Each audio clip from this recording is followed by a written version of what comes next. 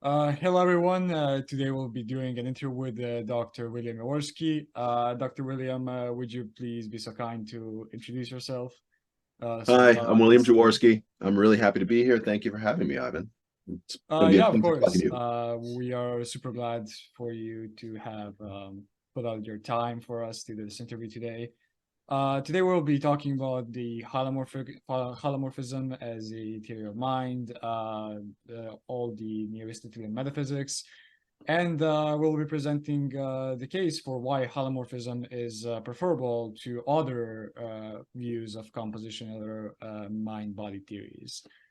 So, Dr. William, would you be willing to give us like a short introduction to what holomorphism is? What is like your theory as opposed to some other theories of holomorphism, like the classical Thomistic versions of like David Olderberg's one, or other views like that. So, Well, that's a lot to cover, Ivan. So let me just start talking. And again, as I said a moment ago, um, I can talk about this stuff in detail. I enjoy talking about it in detail and at length and in all sorts of different ways. What will be, I think the best way to go is if there are specific questions that you have, so I'll give you a little sort of overview of the thing that you mentioned.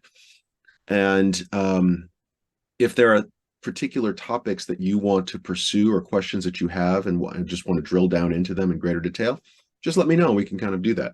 yeah, of course. Okay, so when it comes to the hylomorphic worldview,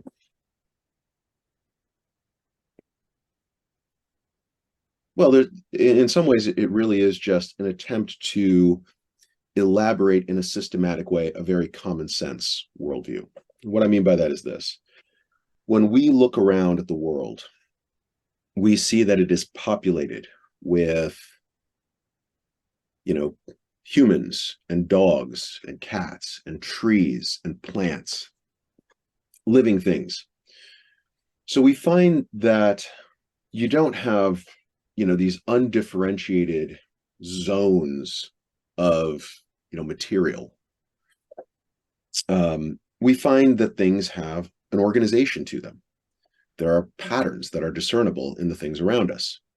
You have a human here that's very similar to this human, it's very similar to this human. So there's this sense that you have these individuals that are carved out from the surrounding stuff that are distinct from each other.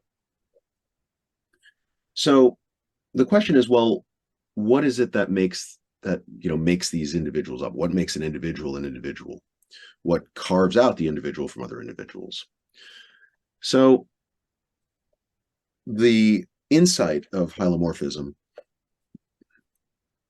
is something like this, that fundamentally, let's focus just on a living thing, because that's going to be the paradigmatic example. Aristotle's paradigmatic example is always a living thing. A living thing, an organism. Fundamentally, what that thing does is engages in a certain kind of activity. The activity of imposing regularity, order, organization on things. Sometimes the imposition of that order has to do with the environment. You know, humans are great at manipulating their environment. They take things in the environment and they shape them into tools, or they shape them into shelters, or they impose some sort of order or configuration on that material out there. Other tool using animals do the same thing. Sometimes it has to do simply with, you're going to rip a fruit off the tree and eat it. That's manipulating the environment. That's imposing a certain kind of change on the surrounding environment. But the hylomorphist says, on an even more fundamental level, there's a kind of imposition of order or configuration that happens. At the most basic level, a living thing is engaged in this activity of maintaining itself. So you can think about it as it's sort of engaged in holding itself together against the force of entropy. It's maintaining itself one and the same over time. How does it do that? Well, it is actively engaged in imposing regularity on the things, the materials that compose it. So Aristotle calls this form, this basic activity. This is why he calls it the first actuality of a living body, of a living organic body. So what does that mean? Well, first actuality versus second actuality. So for Aristotle, certain actualities empower further actualities. So you've got a rock, it's not able to, sort of cut things, but you shape the rock into an edge. So by shaping the rock into the edge, you now give this resulting artifact a new power, the ability to cut things. So similarly, on a basic level, a living thing is imposing order on the materials that compose it. And on a fundamental level, for him, that order is organic. That is, it has to do with parts that do jobs. So the way that, say, a human body is organized, the order that each of us imposes on the materials composing us, gives us a heart to pump blood, lungs to bring oxygen into the system, intestines to digest food and whatnot. So those basic metabolic processes assemble these things, keep these organs in place, maintain them over time, and those organs themselves empower us to do various things, to interact with each other and the environment, to continue to maintain ourselves, to extract nutrients from the environment. And so in that sense, that activity of maintaining these organs empowers these further abilities to eat, to run, to breathe, to perceive, to reproduce, and so on. So those are second actualities when we, engage in the act of eating, when we engage in the act of running or of seeing. These are activities that are made possible by our organs. Organs exist because we have been busy on this very fundamental level maintaining those organs, imposing that order, that organic order on the materials that compose us.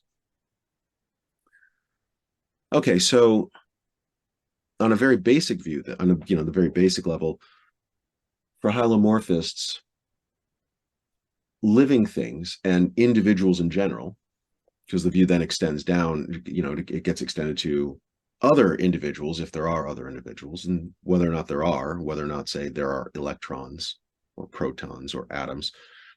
On the hylomorphic view, that's an empirical question. It's like, what are the things, what are the individuals that populate this world? It's like, well, we got to look, we have to study these things. We got to see what kinds of living things and other kinds of empowered individuals there are.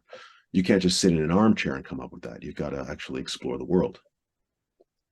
But when it comes to any kinds of individuals, whether they're living or non-living, if there are non-living ones, and that's a point of difference among various hylomorphists. Some will say it's just living things that are individuals. And there really aren't any atoms or protons or anything like that. And others will say, no, there are atoms and protons and things like that. But that's again, an open empirical question. But in terms of the basic metaphysics, the idea is that individuals are actively engaged in maintaining themselves over time. And that act of maintenance is form, what Aristotle calls form. Now, a note on this. So when I was first thinking about doing this project, undertaking this project, my concern was to engage mainstream philosophers of mind, especially. So it began as a project in philosophy of mind. Secondarily, a project in metaphysics. And the difficulty with trying to talk about hylomorphism to a contemporary audience in philosophy of mind, philosophers of mind tend to know not very much about the history of philosophy. So to bring out this term form, it's like nobody knows what form is. So it was very, very difficult to talk about it. Yeah, so I was just gonna say, well, there's this huge sort of like, I don't know if it's an issue or whatever, but people have been really concerned about whether is it problematic to define form as in relation to the matter as opposed to its own independent thing. So whenever like holomorphists try to define form, they always say it's in relation to uh, the matter and the way that it structures the matter, the way it shapes the matter, but never really its own individual thing.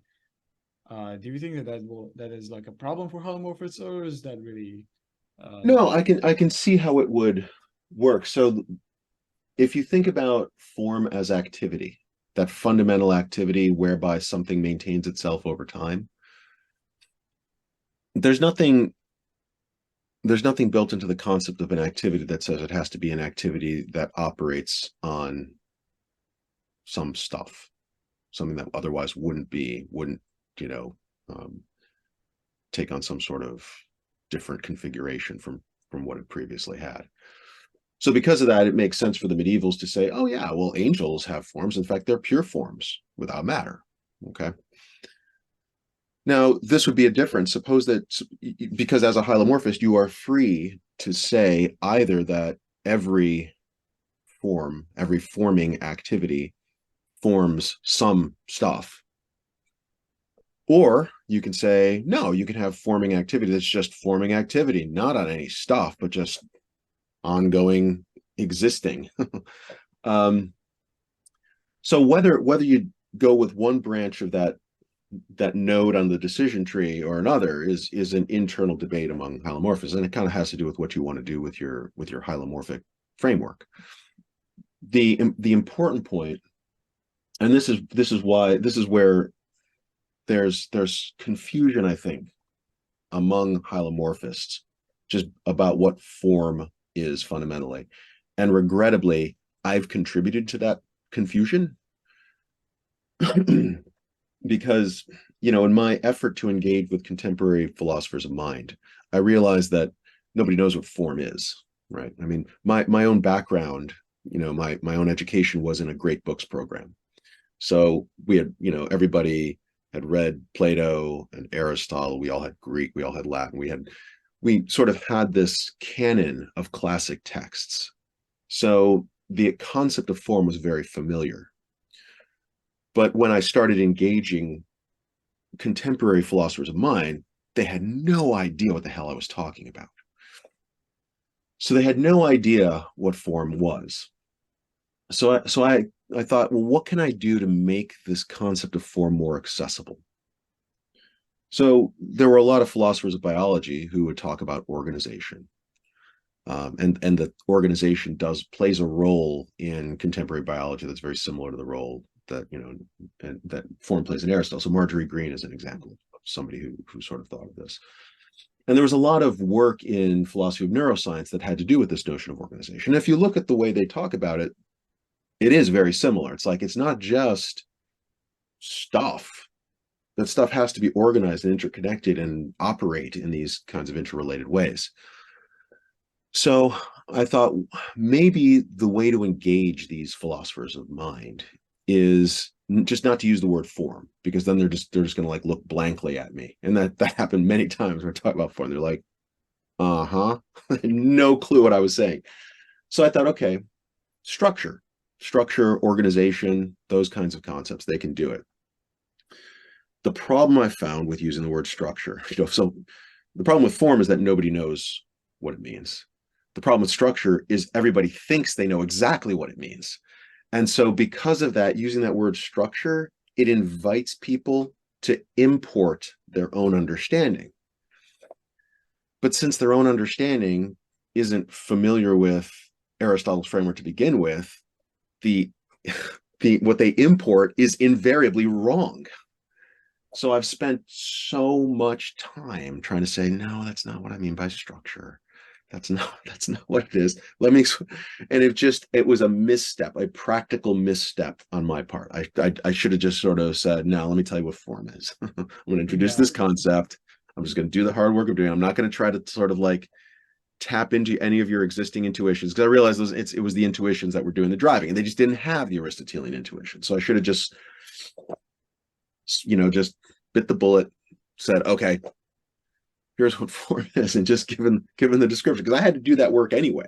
I had to sort of spell out the conditions for what a form is, what it does, etc., how it plays a role in the overall theory. So I added confusion by using this label structure. I should have just used the word form. That would have been much easier, because there have been so many responses. It's not structure. Structure is just a spatial relation. It's like, yeah, I know that. It's like, I say that Yeah, explicitly. It's not yeah. that. There have been responses from people like Robert Koons or David Oderberg, Jeremy, and like many of these people who have just assumed that structure is this static, unchanging thing, which is just a spatial relation between the parts of this whole. And I think I like that's not what you're actually saying in your work. No. It's just, I think, and part of me was naive on a sociological level. I assume that, people actually like read your stuff, but they don't. We're when you inhabit a publisher perish culture, it's just everybody's like looking to like write the next thing. And if they look at something, they just view it as a means to an end, and the end that they have is like writing their own thing, and you're just an instrument for that. So they just, if they can get a little bit out of you, enough to sort of feed into their own project, that's all it is. They're not concerned with like getting you right. So I was just wrong on a number of levels. It was a misstep. So I should have just bit the bullet, talked about form, explained what it was. That would have been much clearer. Okay, but fundamentally then, form is this activity. I mean, in some ways, the term form, and this is part of the problem in English too, right? Form, because it's this noun, that noun suggests that it's a thing, like some thing that comes in. And that too just is very misleading, because, on an Aristotelian view, it's an activity, it's an actuality, the first actuality, as he puts it, the one that provides the foundational capacities for everything else. It's because of that activity that you have things like organs, which further empower a living thing to engage in the activities that put in the category of living things. So when it comes down to philosophy of mind, the idea is simply this. So you've got that fundamental activity of form, the substantial form, the form that makes you and I the kinds of things that we are, that enables us to persist over time, that maintains us against entropy over time. But of course, we engage in other activities. We think, we feel, we perceive, we act. In each one of these cases, we're doing the same thing with the operation of our organs that we would do with stuff in the environment. So again, with stuff in the environment, you take the fruit off the tree, you manipulate it, you take the piece of wood, you sharpen it, you impose a certain order or organization or configuration on surrounding materials. Well, it's not just the surrounding materials in the environment that you're doing this with. You're also doing with your own organs, with your own organic operations. In this act of, sharpening the stick, you are coordinating the way that these organs here are operating. You're imposing that order on your own parts, your own functional parts. When you change your breathing patterns, when you decide to turn your head this way or that way, when you talk, all of this has to do with imposing an order on the way in which your organs are operating. So again, on the view, what a living thing is something that is always engaged in imposing order on things. The most fundamental level, it's imposing order on the materials that compose it. And extending beyond that, it's imposing order on the ways that it operates its own organs and the way in the surrounding environment. So when we think about what we do, when we think or we feel or we act, the way that that fits into the framework is these are just activities that we engage in.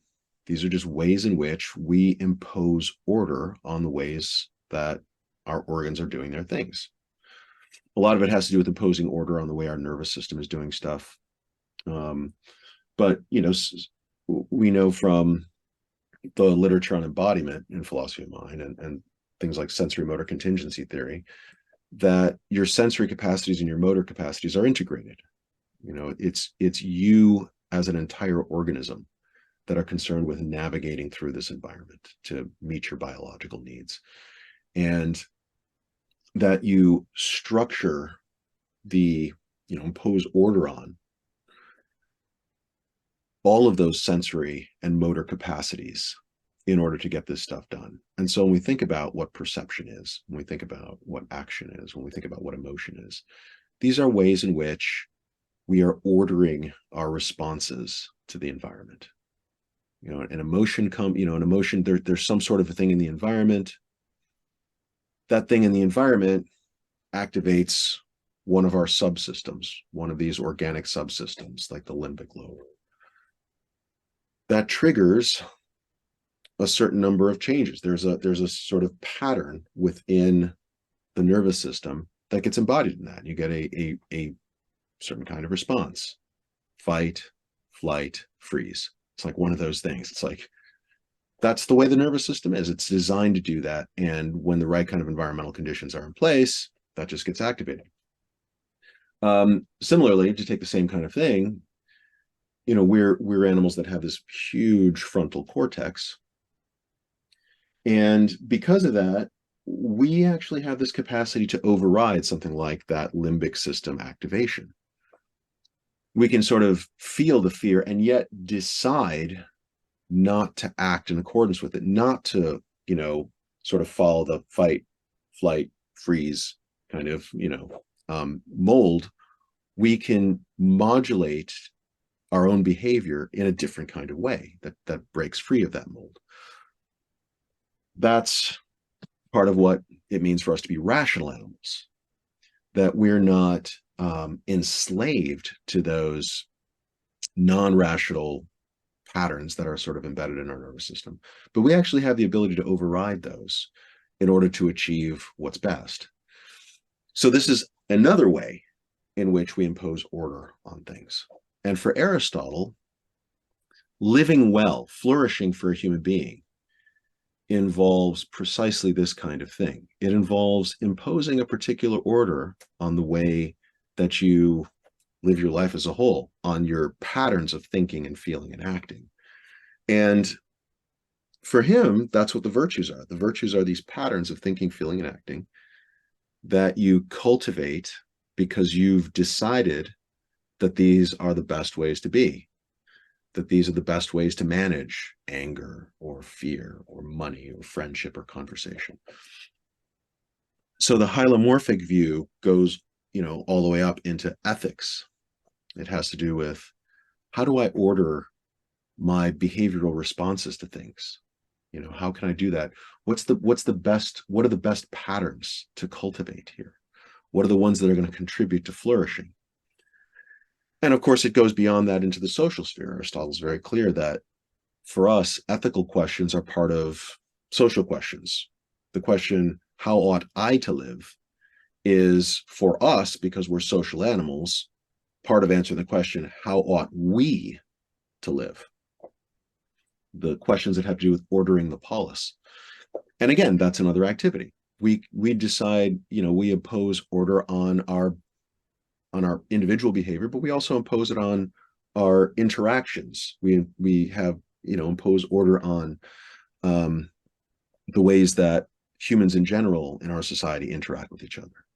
So laws, systems of incentive, systems of punishments, etc.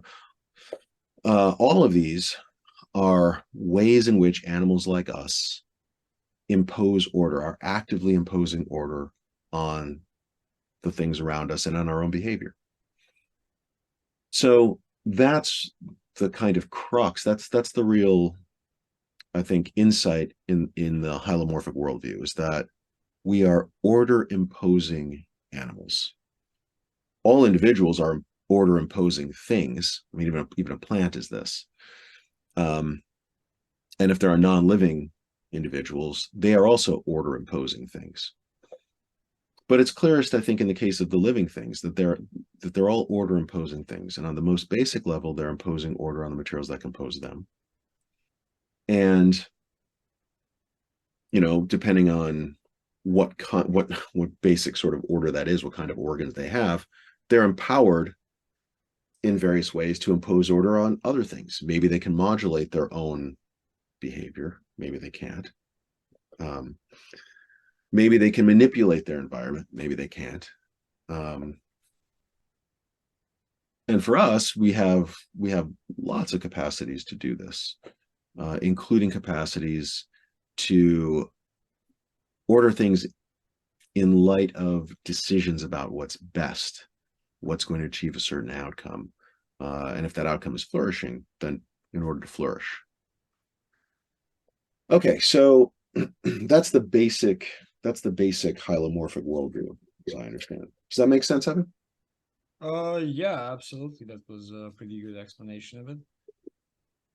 So when you already mentioned the different views of the holomorphic composition. Well, which things are actually real? Are there only the living things, or are there these microscopic atoms, or whatever other things there are? And there's this notion of holomorphic change or substantial change when it comes to substances. And there are certain atomistic philosophers who would say that uh, things like atoms, when absorbed or when absorbed by our body, are changed in such a way that they lose their previous identity. And as I understand it, that's a view that you would deny. That you wouldn't say that they completely lose their identity. Is that Yeah. right? So a couple things to say here. So one is to some extent, I'm kind of agnostic about that question. My main concern is to get the hylomorphic view on the table as an option for understanding things like mind-body problems, right? And I can talk about that in a second, because there's the alternative worldview, which rejects hylomorphic form, which generates all sorts of philosophical problems. And that is that's the kind of main enemy. And to focus too much on the internal debates about, like, oh, well, is it this or is it that, hylomorphic view, seems to me is kind of not seeing the work that really has to be done if we want to sort of make progress in philosophy. So in some ways, if you could convince me, I mean, look, I understand the Thomistic point. So here's one way of thinking about it. For hylomorphists, an individual is a unity. And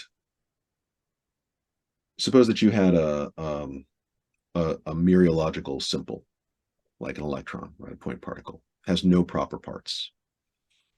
The unity of that thing is very easy to describe. It contains no diversity within itself. You don't have like two parts that somehow you have to explain how they're unified, right? For a hylomorphist, an organism is just as unified an individual as the mereological simple. But when it comes to something like an organism, you have more theoretical work to do. Why? Well, because it comprises diversity within itself. It has diverse parts. So the question is, how do you give an account of how this thing is both one thing that comprises many? All right, so one answer is to say, well, the many things, say the particles or whatever, suppose they're particles, I don't know, that went into making this one thing, they get annihilated and subsumed so that you actually don't have kind of like many things here. You really just have the one. And, it's for some type of theoretical convenience or whatever that we decide to divide this up conceptually.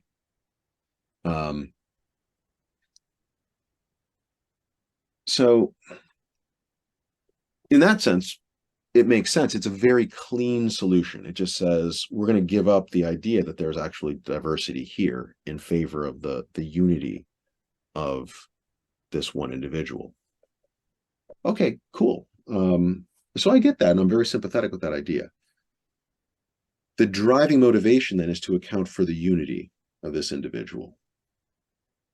The question is there a way of accommodating that unity without that strong view that denies the plurality of the stuff that goes in?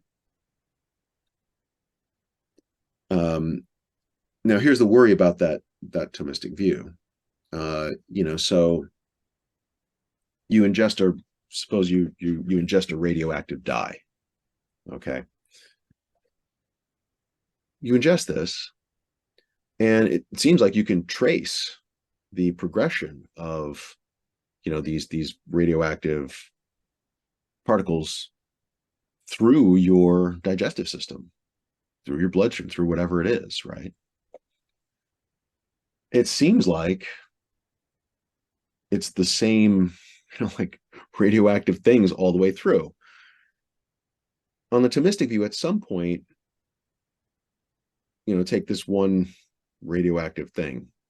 At some point, that ceases to be and gets replaced by something in exactly the same place. It has exactly the same mass. It has exactly the same, radioactive traits. It's completely indistinguishable from the original. It's just different. So it's introducing a difference without a difference, as it were. The motivation is, and again, the motivation is we have to account for the unity of this organism. So is there a way that you can account for the unity of the organism without saying that original thing was annihilated and replaced by an indistinguishable proxy? So an alternative view is to say, okay, no, it's that one thing. It's just that by itself, there are powers that it has that by itself, it just would never exercise, it would never manifest. But then when it gets incorporated into a living thing, the living thing actualizes those powers. And it's the actualization of those powers that its contribution to the organism's self-maintenance that you still have to have the unity of the organism. It's still the organism that's maintaining itself. It's just using that thing as a tool, as it were. So in the same way that the rock sits there and it has powers that would never be manifested, they'd never manifest themselves unless some animal came around and used it as a weapon or whatever. Likewise, that's kind of the case with all sorts of things in the environment, in the world. It's the same thing with, the sugars or whatever it is, the carbohydrates that are in the plant. It's like, if left to its own devices, the sugar that's in the fruit, it would just be a string of, atoms. But what the organism does, it says, I'm going to use you to continue my ongoing activity of imposing order on stuff. So you have not a replacement of this thing by some other thing. you have a subordination of that thing to a dominant thing. So the organism comes in and determines what this other thing is going to do.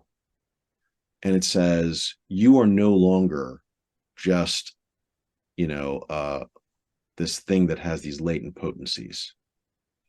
You are now a contributor to my activity. I'm giving you a job.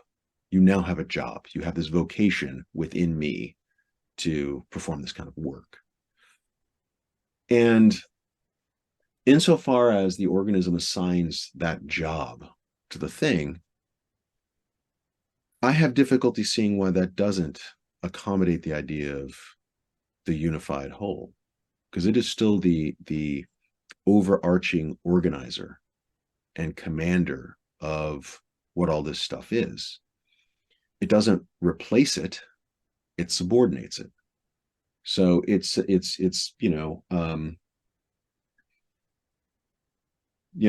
views of the organism. One is, think about it by analogy with an army. You conquer a city. What are you going to do? Well, there are two ways you can kind of do this. You can slaughter the entire population and replace all of them with clones. Or you could say, no, we're going to keep you alive, but we are going to insist that you do these things.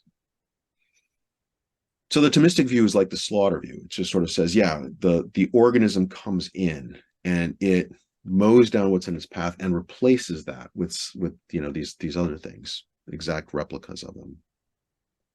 And the other view says, no, the organism comes in and just subordinates what's there. In both cases, the organism is imposing the order. The organism is still this unified whole that's doing this thing.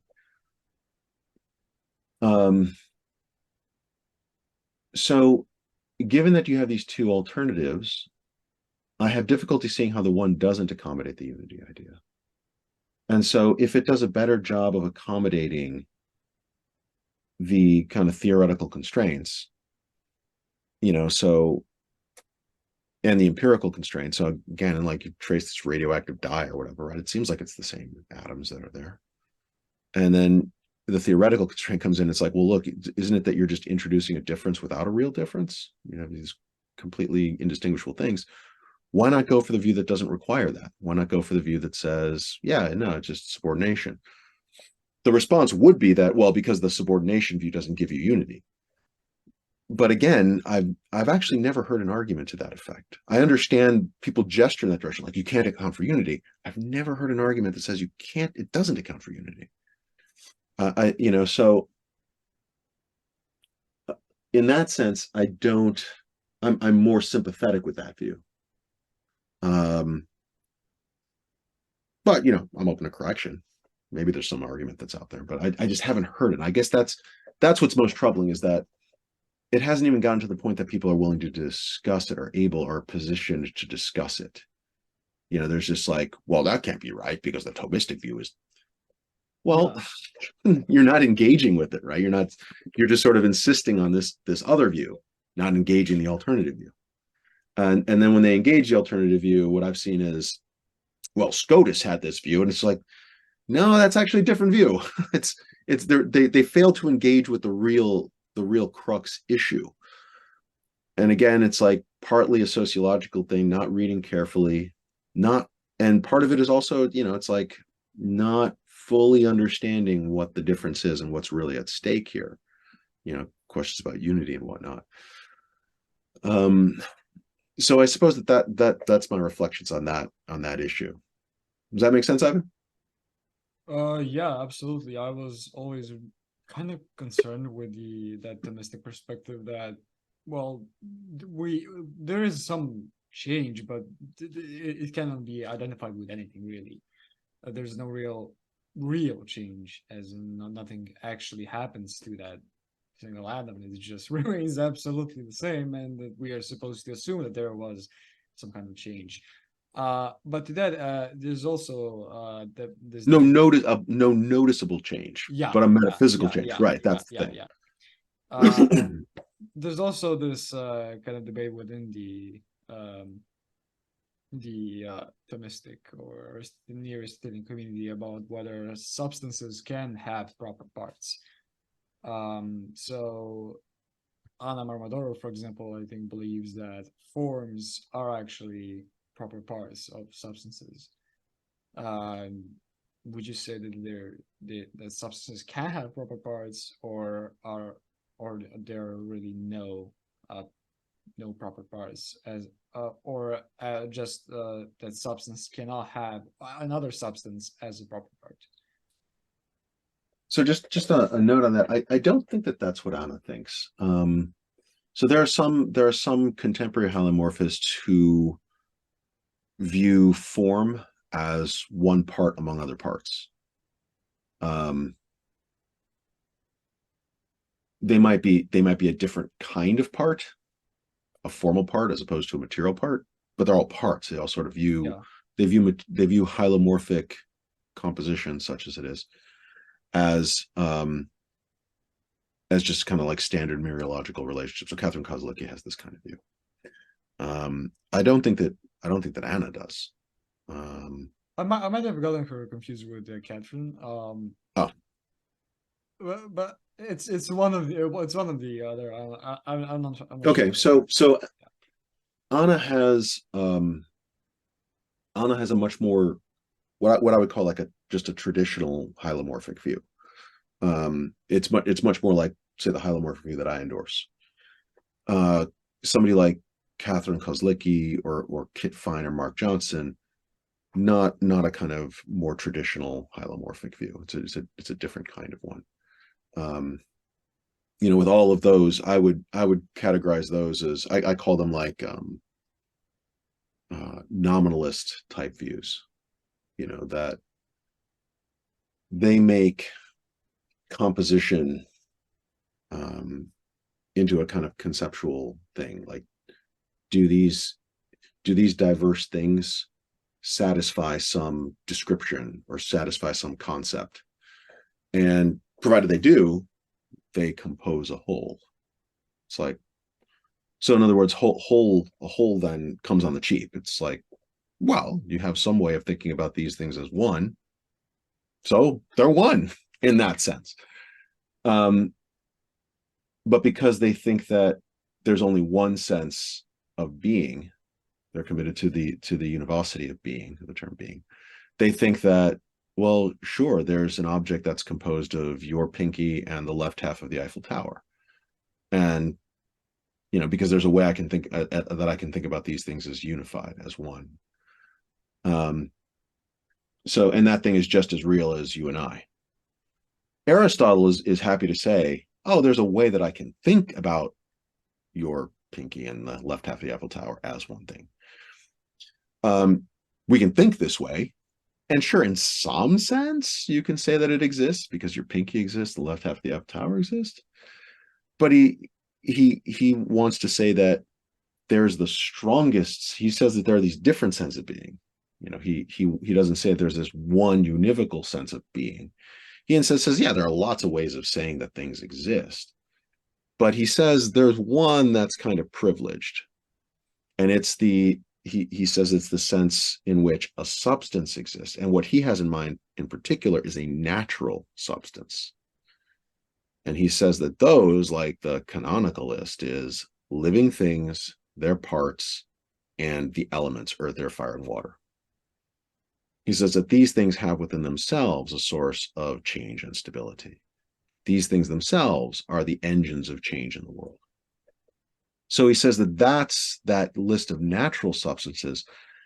Those are the things that exist in the fullest sense, in the purest sense. Other things exist in a way that's parasitic on those. So he's actually able to distinguish. He say, well, sure, I'll give you that pinky Eiffel Tower entity. Sure, say it exists. Help yourself. The thing is, there are things that exist in a more fundamental way, as it were, than that, where their existence doesn't depend on your conceptualization of them in any way. And that's why he has this equivocal sense of being that's pros hen or toward one. That sense in which a natural substance exists is the most primary sense of being. So Aristotle himself, even though he's willing to admit there are things like, thresholds and other things, the Pinky Eiffel Tower thing, he'd say, well, they exist in some sense, but not like in the thick sense, the really real sense. That's for natural substances. But for somebody like Kit Fine or Mark Johnston, they say no. Like once you're willing to admit this thing exists, it exists in the same thing that everybody else, that every other thing exists in. There aren't any divisions among. There's no division among things that are. Like once something is, it just is. So the Pinky Eiffel Tower thing is just as real. It is in exactly the same sense that you and I are. So that's where things go if you are kind of a nominalist about wholes, that you think that something composes a whole, that things compose a whole exactly if you can conceptualize them under some unified description. So that's a kind of that nominalist strand of hylomorphism is different from a more traditional hylomorphic account, which is like what you find in Aristotle or Aquinas. It's what you find in somebody like Anna. It's what you find in my view. And that's one big difference in the existing literature. There are people who call themselves hylomorphists because they have this idea that it's not just materials or things, but it's things plus something else. Yeah. And sure, in some sense, that's the kind of the very abstract architecture of a hylomorphic view. It's not just these things; it's these things plus some sort of further condition. But on a traditional hylomorphic view, that's not just a matter of like conceptualizing that further condition. It has to do with the individuals that exist, the natural substances that exist, discovering what those are and seeing that they engage in this activity. And that activity that they engage in independent of what your conceptualization, that activity is what makes them one.